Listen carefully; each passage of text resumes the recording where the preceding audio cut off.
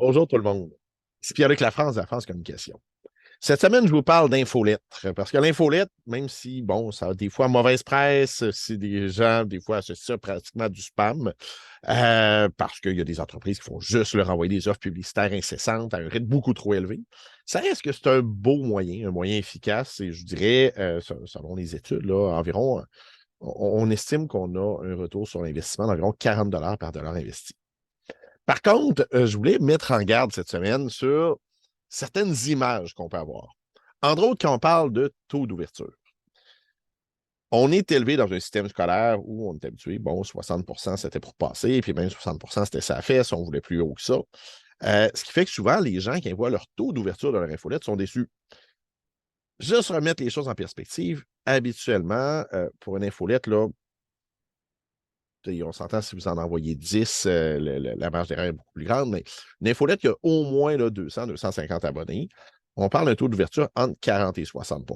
C'est normal que vous n'atteindrez pas 100. Puis pensez même, vous-même, comme consommateur, vous ne lisez pas tout ce que vous recevez comme infolette, comme courriel. Pas nécessairement parce que l'entreprise ne vous intéresse pas. Dans certains cas, parce que ce n'est pas le bon timing. Dans d'autres cas, ben, vous dites, ah, je vais le lire plus tard et vous ne le faites jamais. C'est normal, on est sursollicité. Juste des messages, des courriels.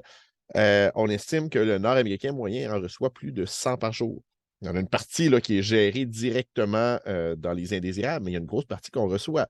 On ne peut pas tout lire ça. Autre élément que je me rends compte que les gens, des fois, ont une mauvaise conception, c'est les taux de clic. Le pourcentage de gens qui ont cliqué sur l'appel à l'action ou les appels à l'action dans l'infolettre. Petit rappel, je vous conseille d'en avoir un seul.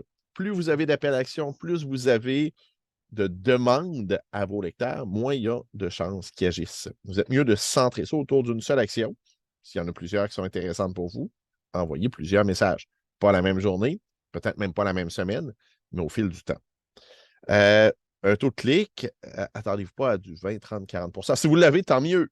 Mais habituellement, ça va plus être entre 5 et 15 dans certains cas, ça va être plus bas que ça. Ça dépend aussi c'est quoi l'action. C'est sûr que si l'action, c'est Hey, je veux que tu cliques là pour lire l'article complet, ça risque d'être plus élevé que si c'est Je veux que tu cliques là pour t'inscrire à ma formation à 2000 Il y a une chose en perspective, c'est à mettre en perspective, mais il faut comprendre que non, on n'aura pas des taux d'ouverture de 100 et des taux de clic de 100.